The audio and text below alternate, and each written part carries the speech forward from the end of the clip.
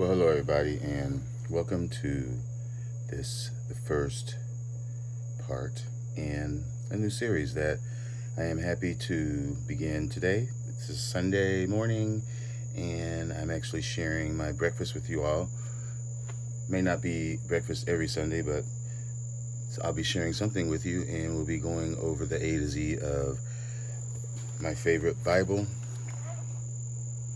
right here, from the cover, front cover to the back cover, a letter, an episode,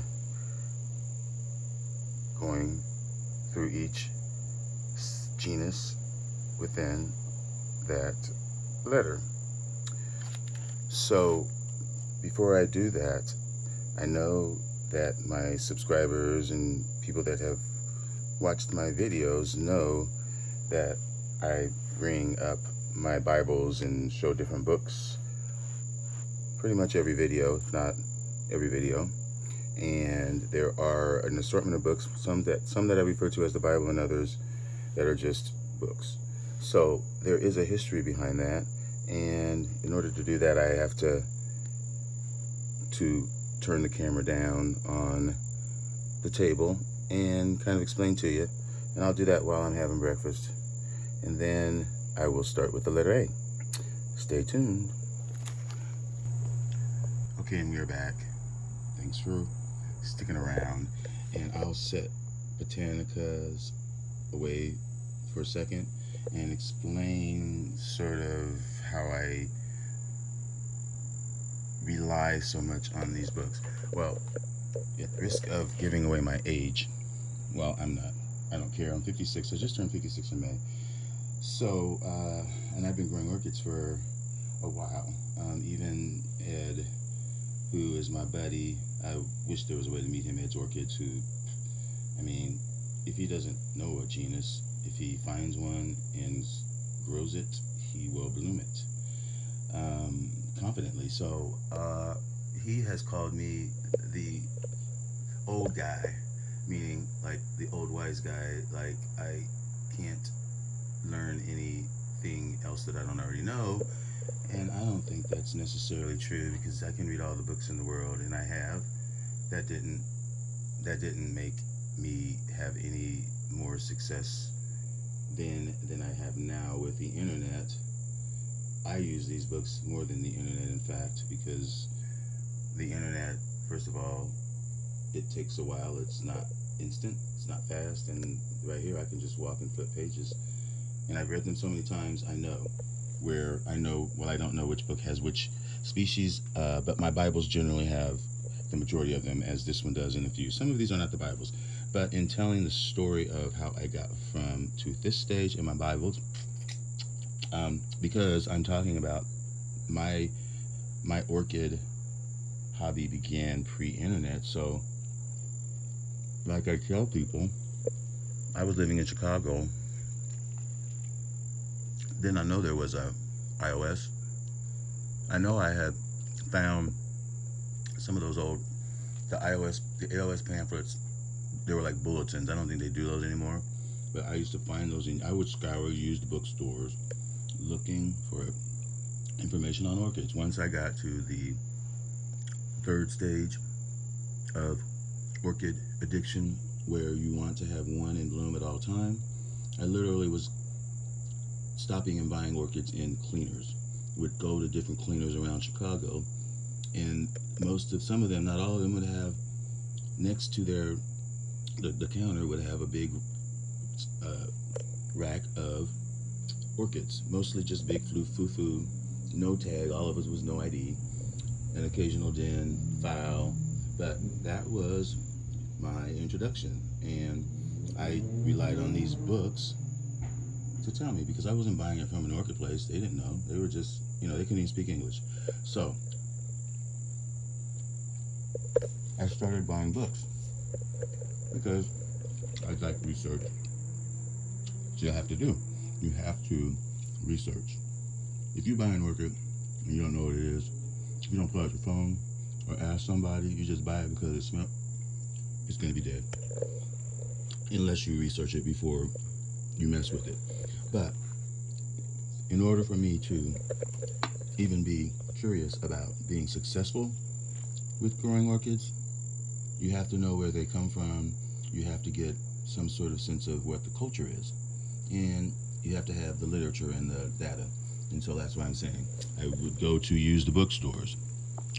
So there was a book I know that was one of the first books that I got, and it was Taylor's Guide. This is the perennial guide. I don't know. It was an orchid guide, and I swear I read it a million times. All of these, I would sit them by the toilet and would just read and read and read and read and read and read and read, trying to just learn, seeing the differences in the species and genuses, because this book only has, well, this says 417, but I really was looking for more so the pictures, because my view of orchids was this big, and these books widened it to all of the genuses and species that I would never, and even hybrids. But this was one of the first ones, and then there was some of these in just various orders. But I remember getting, even black and white guides, and I would read these. Not necessarily, I would read it for the culture, because generally the culture was the same. So I really just scanned the culture. That's how generic it was. I would skip back to where they got into the actual species, and you can see some of the pages I highlighted, Cattleyas, and then I moved to Seattle, and I found this book, and I believe that this book really stuck with me, because I know I had already had a Marfitch, one of those, not a Bellaria, but you know what I mean. It's a generic, like a Brassia type, and it's called Marfitch something. And there may be a couple of them, and I know I liked that. And when I saw this, I became even more obsessed, because here was a guy who did photography, because this is more or less like his notes. And this is pretty much how I like to pattern my Orchids a Day series, just because it's personal. It's not about, a general blanket cultural guide. It's not. It's I live in zone 5. This year is not typical for it to be August and me sitting out here. There's no bugs, no humidity. It's a breeze. This is unheard of. I'm usually inside in the air conditioner, or rushing out here really quickly before I sweat, because 90% humidity, and it's usually 90 all the month of August and half of September, really. And no rain, dry.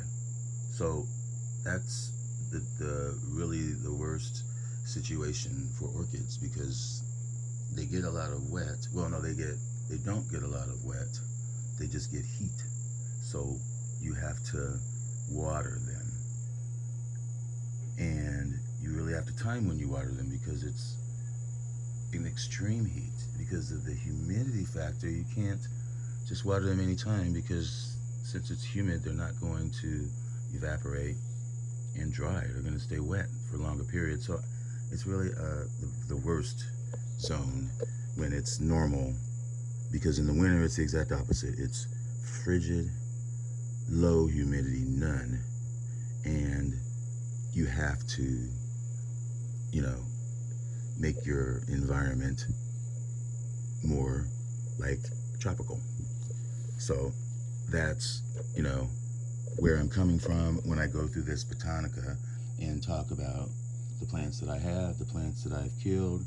It is from the perspective and the location, and from the perspective, I should say, I'll just leave it at that, of my grow area, zone 5, and how I grow, which is they stay out in the summer months. And you can see, well, I have the cage. There are more out of the cage, in my opinion, but in the winter they all go in the greenhouse. none in the house. All in the greenhouse. That's my rule. So I wanted to say that first because there's a reason why I'm so attached to books. That marfitch, and I had one of those marfitch plants. I think I killed it, but because it stayed alive so long, I had such a connection with this book, and it just made me hungry for more. And you know, I kept buying and buying and buying, and I remember getting this exotic orchids, which really turned me on because in all of these books, as I built my collection, obviously when I started, I didn't have any but a few, and maybe that one wasn't even in the book. But I idealized myself as I looked at these books a million times, that someday when I look through these books, I'll be able to go, I have that, I have that, I have that, I have that, I have that. So think about that when I talk about, or when I go through this Botanica, or Botanica, I keep saying Botanica, but it's Botanica. And so this right here, really, when I talk about how I'm so into history with orchids, that's part of the research, is looking at the history, because somebody else did the field research and brought it back and figured out what their requirements were. And this book, along with the art, it gives that history of where it came from, the year, even like stories about how difficult the plant was and to grow and get established, and just the hybridization, just treachery that was involved, which again adds to the whole mystique and just the whole idea of how orchids are so rare, unique, hard, difficult, fleeting. So the whole idea behind any of these videos, I would say, with YouTube, me, whoever, or an orchid girl, we're all here to help to show what we're doing, and so that whoever watches can maybe learn something, a tip, or you know, how we repot or mount something that will help better their success with orchids. Who wants to kill an orchid because they're fleeting, really? So I'm just going to take another bite of my sandwich, and then I'm going to turn this off, and then I'm going to get started when I clean my throat, so that I'm not unclear, because I don't have a mic. I'm sorry, but I think you can hear me okay. I don't hear the birds. So I'll be right back in a second. Thanks for sticking around. All right, I'm back. Thanks for sticking around if you're still here. So I want to start off by saying that I am not getting anything for this from Botanica. I just love this book. It's easy. I can't bring the other one out, but this is more encompassing. I use it more. It's easier. I've taped it up just so I don't look so terrible. But let's just get started. So excuse if any pages fall out in the process, but like I said, I'm just going to start with the letter A, and we'll start. Okay, so we'll go through some of these species, or genuses, I'm sorry, until I get to the ones that I have. So I don't have any on that page. I don't have any Asianthus. Now we're on this page. I do not have Esinita. Excuse me. These are just species now, but I do have Ecreopsis. And you know that my Ecreopsis is in bloom right now. Really, it's in full bloom. And besides this information that it says, epiphytic, from those areas, lowland, goes in highly brightly lit situations. Cultivation, hot, humid climates, bright light, full sun. Slab culture seems best. Watering throughout the year is recommended. Okay, course media. And that is the one that I have, which is Ecreopsis lilifolia, or Javanica. And if this says something about roots, I really have not noticed that characteristic. Pseudos are ovoid in shape. There is no fragrance. I will after I can go to it right now. I can talk while I walk, and that's what I'm gonna do. If I have the plant, I'm gonna go and show it, and talk and then come back to the next. Okay, so my Ecreopsis is here and it is kind of going out. But it had many spikes, and that is a characteristic of Javanica. Once they get going in the bloom season, they just keep putting up more and more spikes. And at the same time that they're doing that, they're also putting up new growths as well. And these growths and the roots, they're really susceptible to too much water. Although they like water throughout the year, I think they like less once their growths have matured, which sometimes can be into the winter, because you can see that these growths are very tiny and it does grow year round. So in that regard, you know, they're a bit finicky in my opinion, and that's just my opinion, and that's what this is for. This is my opinion to you, and you can hear me or not and use it at your will or not. And that's the purpose, really. I'm just trying to give you tips that have made me successful, because trust me, I have 30 years of failures. But this is really worth the effort. It does like its pots. If you're gonna pot it up, it likes it to be on the smaller side. They don't want to be in a big pot where they can wander. They like their roots to be root bound. They do like the moisture, as the guide said.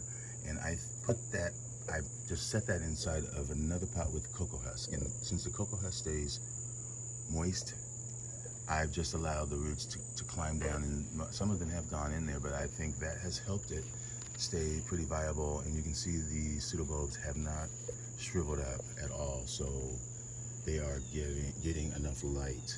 Enough sun. Enough moisture. I'm sorry, if I can talk right. But the flowers, look, that is so amazing, and they last a long time, and you just can't not want that plant. So, you know, I give that plant a must. Even though it's finicky, you just have to find that sweet spot, really, and it'll tell you what it wants. So we'll go on to the next one. I don't have any Adas. Okay, I do have Arangus.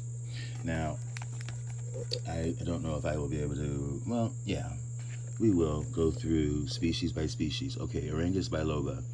Now, I don't have an Arangus biloba. I have one hybrid that's in my greenhouse, and it is in an area that I think it might be more successful than I've been with biloba in the past. In the past, I've only had mounted bilobas, which I've brought them outside and I've left them inside. I've watered them and given them a full regular treatment, like I give my regular Angus with these when I fertilize and water them only with rainwater. I usually, in the wintertime even, I try to only use rainwater when I can. If I can't, I usually hold off, honestly, because sometimes I have issues in the winter where my rain bucket will freeze, and even my spigot will freeze. It is outside, so that happens, and then I have to wait. And so I think it's better to wait than to spray those plants with a hose. That's just my opinion, and I've lost many because of that, and that was my issue with biloba, I believe. I've never been able to bloom that plant, although I've bought several big plants with spikes that, because I was careless with the water, or I just wasn't able to grasp their culture. I'm not saying that because I can't, you can't, because I think that in another situation, maybe with a smaller collection, I would be able to be successful. But because of the way that I grow, and because I have so many, biloba will get not the attention from me. Same with fastuosa. So yeah, I do have difficulty with those smaller angracoids, or just smaller plants in general, just because I'm careless and they're just easy to rot. They're gross. So that's just the way that is, unfortunately. And that is why I don't grow many of the smaller ones. Now, Arangus hyaloids I have barely been successful with, and I have had one for a little while now, and it's putting up some new growths. I keep this mostly in shade. When it's in the greenhouse, it's in shade and it gets misted every day. I have a Kachikiana that gets the same treatment. They are both outside. Let me see if there's any others that I have, and I can just do them all at once. No, I have these two, and I'll show you them. And they both, like I said, they get the same culture. They're outside. My Kachikiana kind of got beat up a little bit. This is it right here, but it was in the greenhouse all winter. Despite it being beat up, it's still putting out new leaves from different areas that this used to have a spike. There's a spike that's gone. But it's on a mount, and it's got 3 different parts of the plant. And that's my Kachikiana. And I don't know where the tag is, but that's my Kachikiana. It's gotta have a tag somewhere. And my Hyaloides is soaking right now, and it's right here. And it hangs out here in the summer. Well, it has this summer. Very small little thing, and it stays that small. And you can see it's putting up another leaf there. It gets little white flowers that are very shiny and glistening, and you wouldn't see them if you did not look, because the spike comes from the bottom, and it's very short, and I don't think there's a fragrance, but it's very long lasting, very pleasantly just attractive on that small plant, and that's why I have this and successfully growing it, at least for now. So, and that's all that I would say about my Aranguses. Some success on some, and others a little more difficult. So, in lieu of that, let's move on. And the next is my Aranthes, and I have a couple of Aranthes. I collect all Engracum, so I have most of the Aranthes, so let's just talk about them. This is a Monopod genus, of course, Madagascar. Actually, you know what? Did I read the ones on the Arangus? I might have told my culture, but I don't think I read any of the descriptions. These Arangus Engracums, well, I will say Arangus and Aranthes are pretty similar, although Arangus are more tender and cooler, intermediate growing. They like dense shade, whereas Arangus can take a little bit more sun. And both of them are predominantly white star-shaped flowers that are fragrant in the evening, although Aranthes are not fragrant. Aranthes grandiflora, this can be slightly fragrant, and it's grandiflora because it's the largest flower of the genus. Like it said, small to medium in size. Their inflorescence are long, and the name Aranthes, I believe that is a synonym for like spider in Greek, maybe. I think I might have read that somewhere, and that's because their inflorescence are very long, and they can form kikis or flowers sequentially as long as the spike is green. So, and so you can imagine where the name Aranthes, or maybe that's air plant. Maybe that's what it's called, air plant. I don't know. I think there's spider in there somewhere. Like I said, humid conditions, intermediate to warm, grown under shade, kept drier for short periods, but I would not. I would say not too long with Aranthes or Arangus. Okay, so grandiflora, rainforest, short stem, Vanda type growth, inflorescence 1 meter long, flowers open successfully, and Aranthus ramosa, again from Madagascar. This says about moss forest, which means they get a lot of water above sea level, so that kind of means that it's a little bit more on the intermediate side, because that's pretty high elevation. Short stems, flowering occurs summer up to summer, and you can see Aranthus ramosa. And those are the only two in this book. I have several, but we're just doing this book. So I will show you those species. And I have them, here's my ramosa right here, which I've had probably a year now. It was inside in the summer in the area where it's across from an LED, where the area now where my frags are, not my frags, I don't have frags, paths are, right above the fragrant corner. And this is a small, but it's put up that new growth, right? I mean, not that growth, it's got growth, that new leaf. It is in moss. It has not been repotted yet since I got it.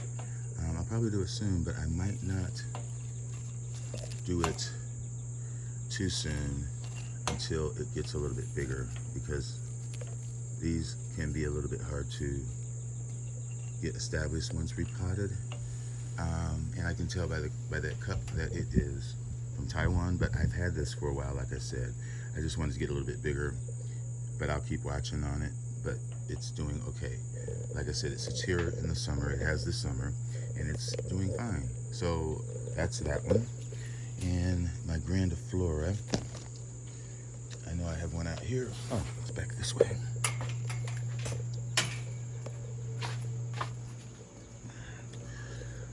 Here's my grandiflora.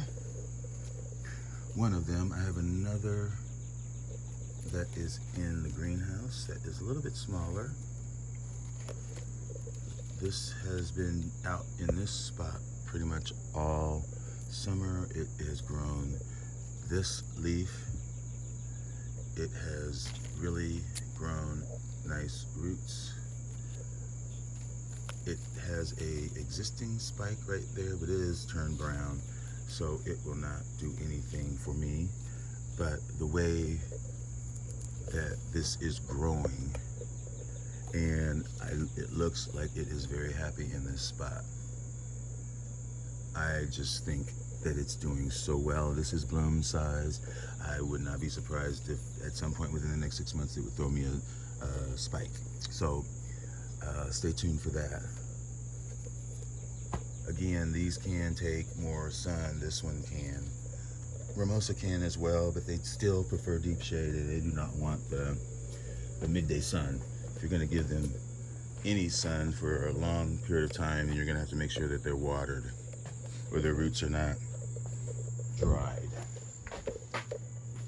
Okay, so that's the Eranthes. So we're moving on to the Erides, and we're just going to go page by page. And so Erides is a genus comprised of about 20 species of Monopodio, India to Papua, China and the Philippines, epiphytic in growth. I'm sure that says highlight, bright light. Some of them grow at low to moderate altitudes, and numerous fragrant flowers. Now, Erides, I have had a very difficult time with Erides over the years. I will admit, I currently have maybe one or two species. I think I might have just one. I'm pretty sure I just have one. But over the years, I've had several. Not several, that's not true. But I'll just go from page to page without getting into my spiel before I get ahead of myself. So the ones that are here, I've never had.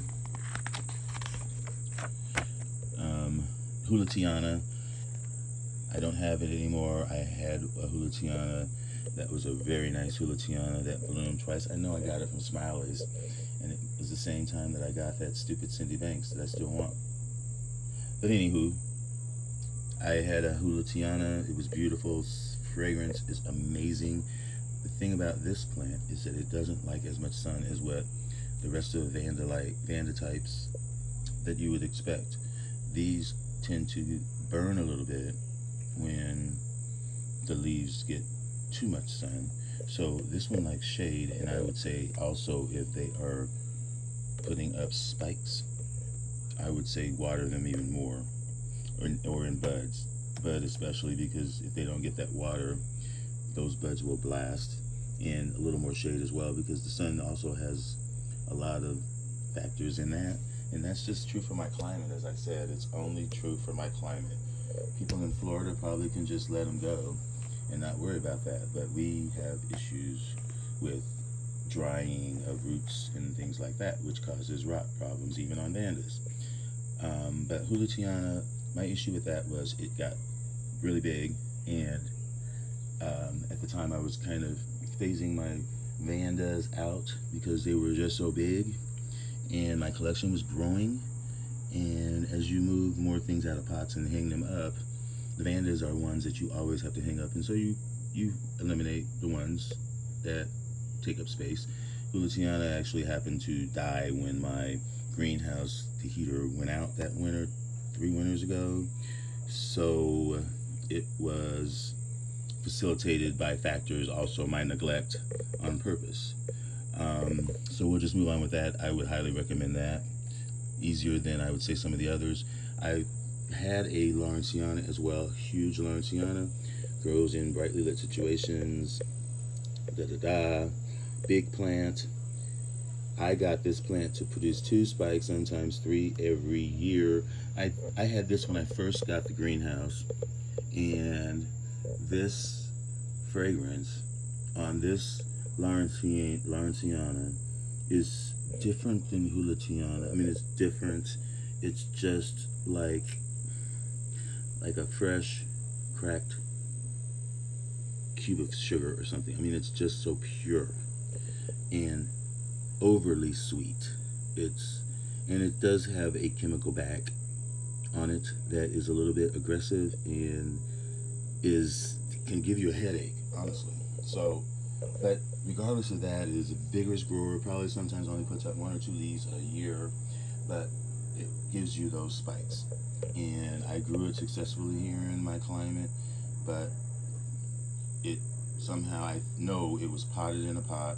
No, it was mounted, and it got very big. And then when I tried to, I just had issues with it, and it was a long time ago. But I can't talk enough about Lawrencii.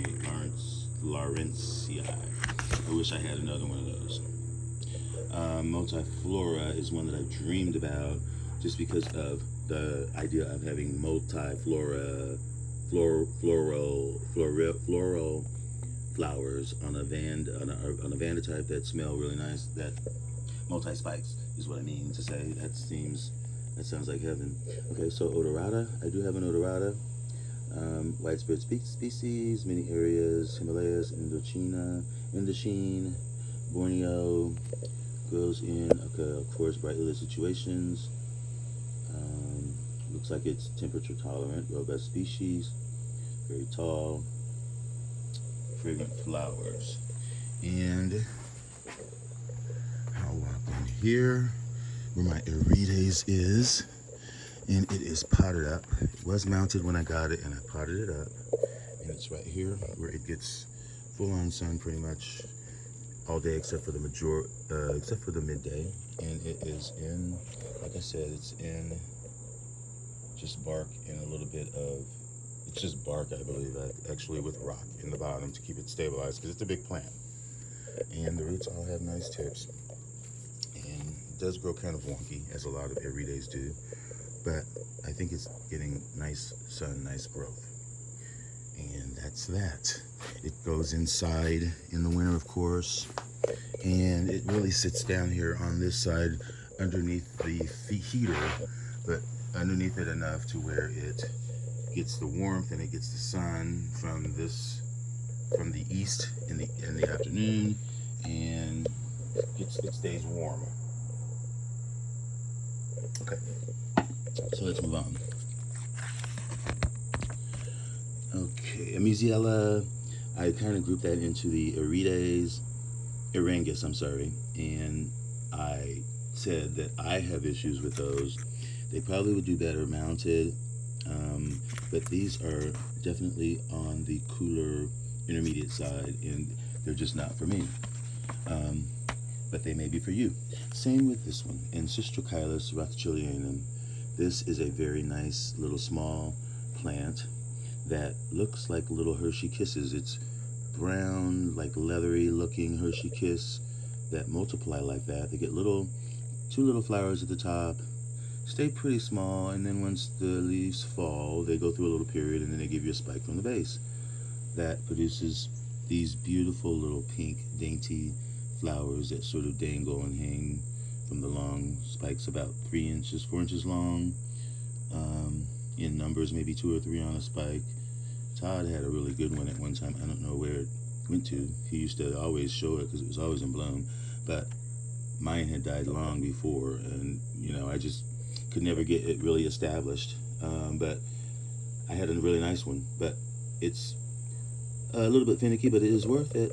I guess you just really need to give them a little bit of a rest, and they need very well drained, moisture retentive mix, which I would believe would be probably that new Phalaenopsis mix that I'm using that has some of that, a lot of leca and a lot of charcoal and sponge rock and pumice, but it also has the cocoa husk and a little bit of, well, just cocoa husk, no sphagnum.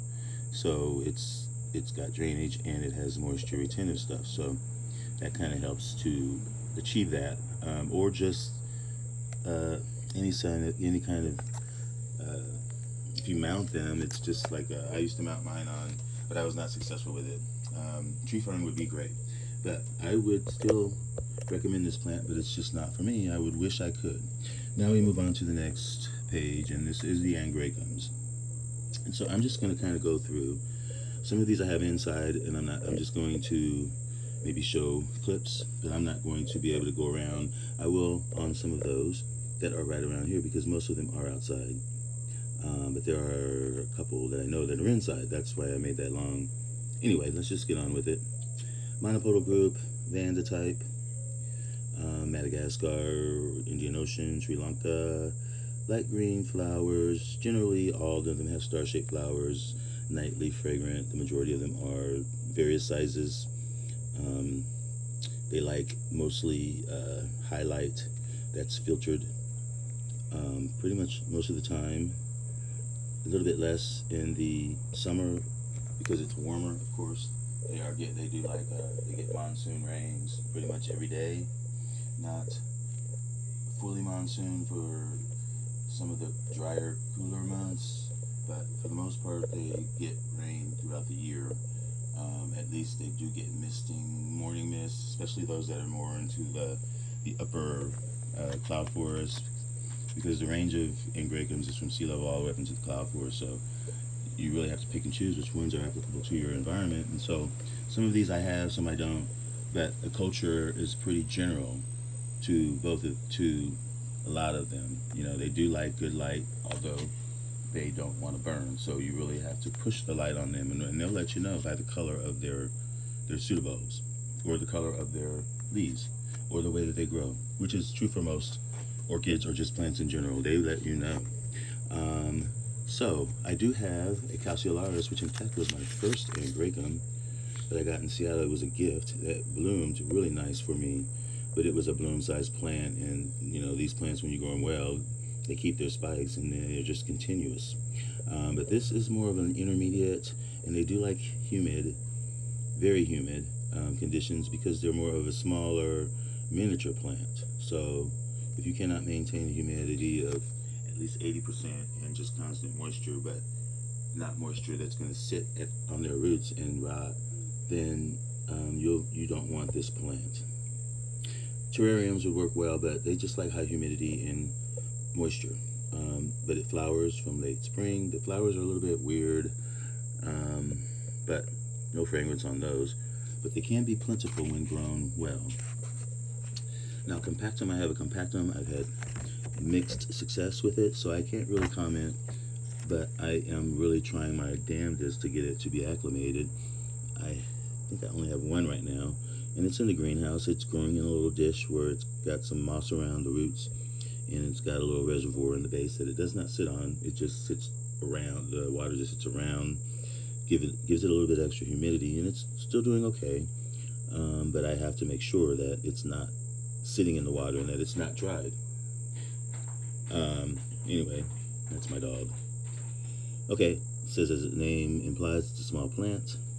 And actually, I'm not going to show the plant because it's in the greenhouse, not like my calceolaris is. I'm not. But the ones that are out here, I will. I'll probably put a picture of what it is just so you see how it's growing, since that is what we're talking about. We're talking about culture and care and all those good things, which is what this whole book is about. It's not about how to kill it, it's about how to grow it.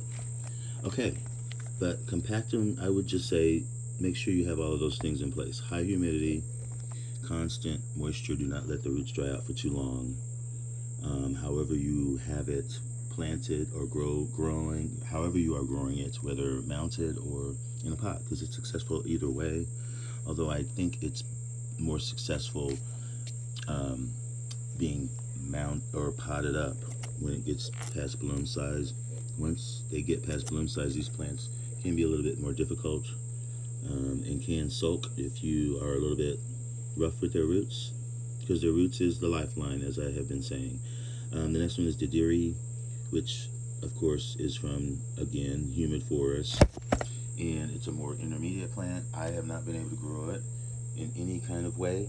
I've been told to water it before 6 a.m. every morning, or missed it, and it still just, died one day. So I can't tell you.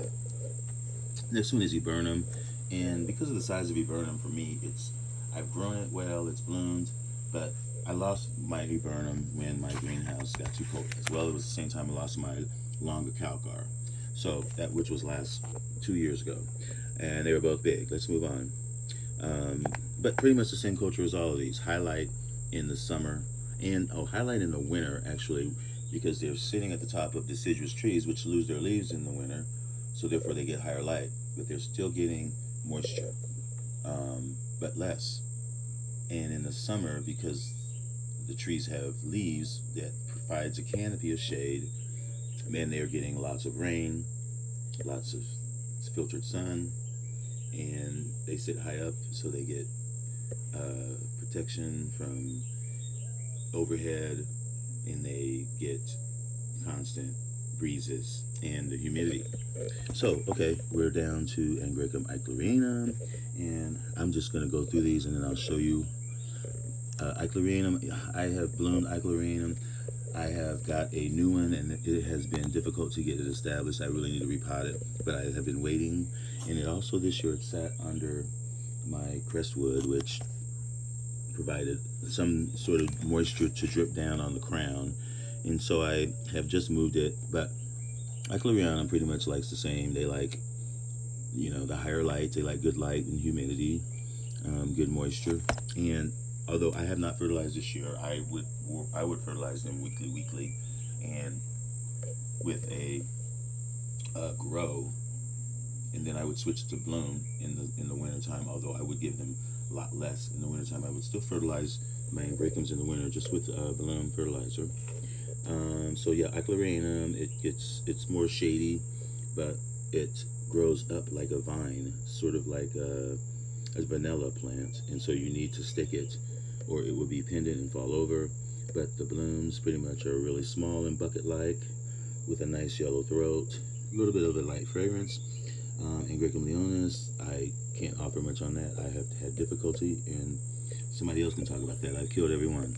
Okay, sorry about that. I should be able to grow that, but I can't. And the next one is Engracum Magdalena, which is the queen of all angracoids.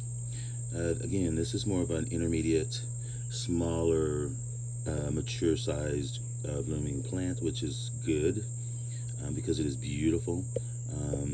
It is from moderate altitude, you can see in Madagascar, so therefore they have a cool, dry season, which is in the winter. But in the summer, they like tropical, lots and lots of rain. They don't want their roots to ever dry out in the summer because they like the heat and the rain and the humidity. And even though it says cool, dry, they still like the humidity to stay at least 60%, 70%, or else they will exhibit shriveled up leaves, and that will affect the health. So even though it says cool and dry, it's still dry. They mean no water. They don't mean humidity. Then there's the star, the king, Comet orchid, Darwin's. Still the same culture. I'll just kind of light shade, good air movement. Like I said, sometimes epiphytic. Flowering is generally corresponds around Christmas time. Then we have Scotianum, which again, it likes sun. Epiphytic likes water. and flowers successively. Resuppinant flowers, is that what it's called? They're upside down. Fragrance. This is very fragrant. All of them are fragrant. And that's my Engracums that are in this book. So let's go around. I think they are all right here on this rack. Here is my two Suspasquidales. They are both recovering, actually, and I thought they would be goners by now, but patience is the virtue. This was repotted, and this one over here that you see looks sad. It had been repotted, and I just added that cocoa husk, and as soon as I added the cocoa husk, then the leaves started to press forward, which kind of indicates a sign of health to me. This one was the same way. It kept falling out of the pot, having to pick it up and put it back in with a lava rock, which of course I didn't like because it's balloon sized. I just said that. Don't like to be disturbed, and here it was disturbed, so I knew it was going to die a slow death. And even doing that, I thought it's going to die. But lo and behold, there's a root coming out right there, and there's a new leaf. So fingers crossed. That's my Suspasquidale, Darwin's orchid. I've already kind of talked about it. What else is here that was on that list? Around here is my Scotianum, one of my Scotianums, and you can see it has bloomed, and it's got a little small baby at the base, and it is practically just sitting in a reservoir that gets dumped out. You can see there it is, dumped out periodically, but the roots beyond the charcoal, whatever is down there, keep the plant constantly wet, and that's what it likes, especially this time of the year. Now, in the winter, fall, I will back off a little bit, but they still like that water. And Eichlerina is, let's see, Eichlerina.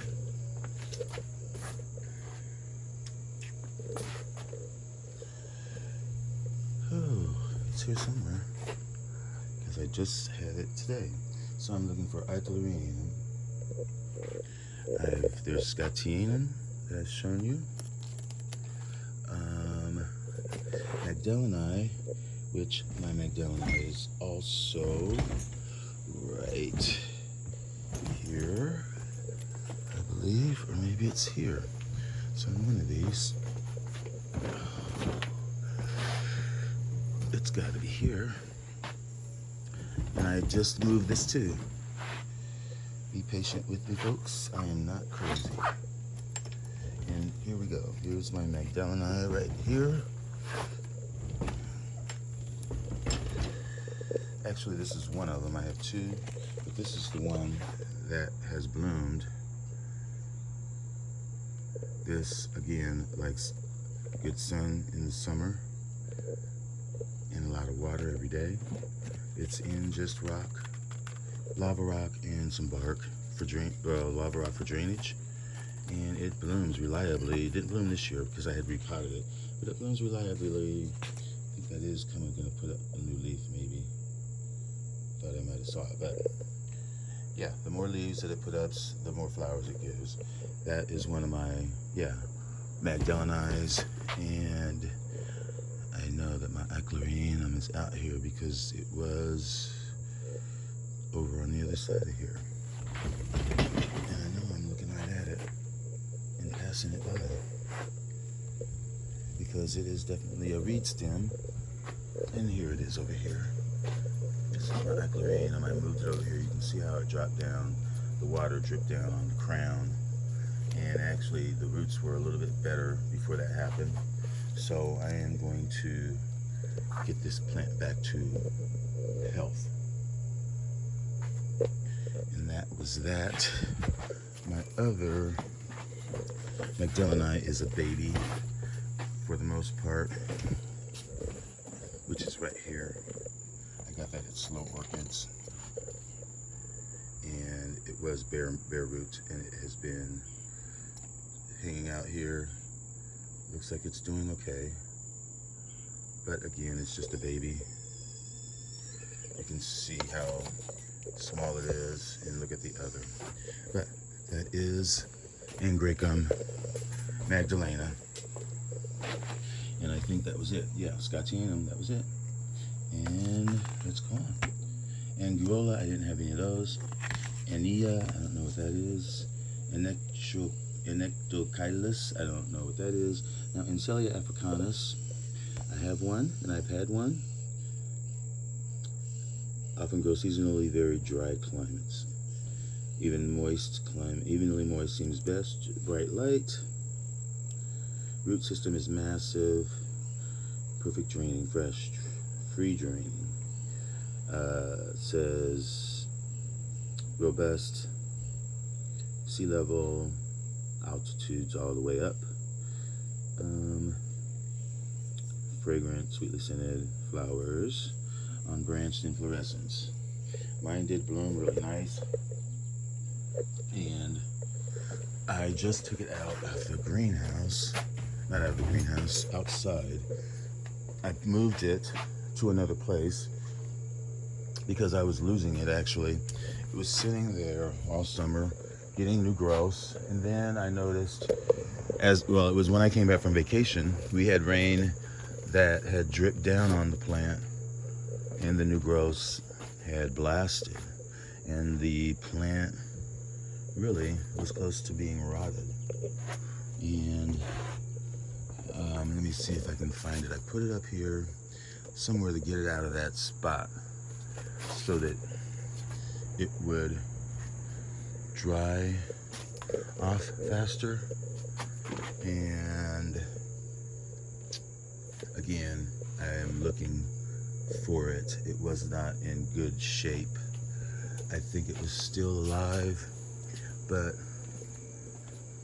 it just did not look healthy at all. And I know I put it in a place where it would dry quickly and not get much moisture. And I should be able to locate it because of the canes are fairly large.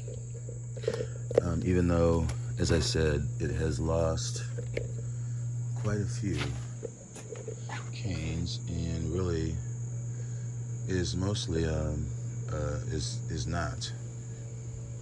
But anyway, I am seemingly not finding it right now, and I'm just walking around in circles looking like an idiot.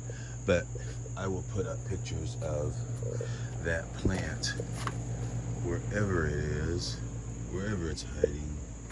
Maybe that's such a good thing, because I need to forget about it so that it won't get water. But anyway, that's pretty much Ancelia. Likes good water, but not in a material that's going to decompose. It needs to be in rock or something that will stabilize the plant, because it is a big plant. But it is worth it if you have the space. Okay, and I am going on. And Arachna, Snow, Erathusa, Epiphyllum. Okay, this is one that I do have, that I have struggled with. Epiphyllum is genus, other species, compact many flowers, lithophytic, sometimes terrestrial, intermediate, well drained, keep moist throughout the year, requires bright light. And the one that I have is Epiphyllum gigantea, which is this one. Never gotten it to bloom. Larger, more robust, flowering during the spring. Plants may up to 28 inches. And look at that flower. They get long spikes, and then that spike turns into hundreds of little flowers in a plume, kind of like that's erect. And my sad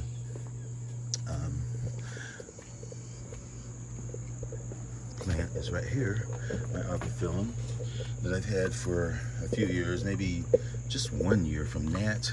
And it was sitting in the cage, probably not getting as much sun as what it should, because I've really struggled. And if someone can help me besides that book get these growths. These are the growths that it put up last year, and it's putting up these growths this year.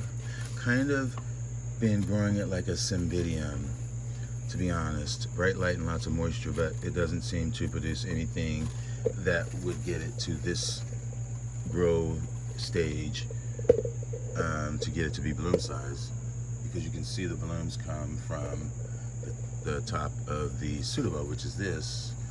There's the pseudobulbs that I'm getting that are down there. So that's my Epiphyllum. I wish I could see the blooms. I definitely need to give it more moisture, probably give it more of a moisture retentive media. Maybe that's what I need to do, but I'm not going to let that die, because that is a choice special plant, and I am getting my collection. What I have now, if it's not established, it will be, because this is what I have and this is what I will have.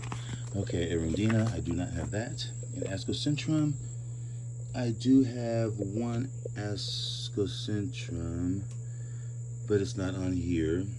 The one that I have is Christiansonianum, and it's just in Ascocentrum. Really, they're Vanda types. They do like water, but brightly lit conditions. Does say it likes a little bit of a rest period, but that's it. Mostly does better on slabs, which means mounting, high humid, brightly lit conditions. And look at the flowers. Mine is Christiansonianum, which is similar to Ampillaceum. Dry cooling rest for good flowers. Anyway, I don't have any of these. Used to have a curvifolium. Anyway, I don't have any of that. So that's the end of the A section. The A section for the genuses under the orchids that are contained within Botanica'S Orchid book of over 1,200 species. And it's the one that I use pretty much the most in my research. So sorry this has been so long, but I have a lot of A's, and the next time you see me, next Sunday, we'll be having breakfast with numeral B, or letter B, lettera B. Anyway, happy growing. Hopefully this taught you a little bit, and enjoy your orchids. Bye.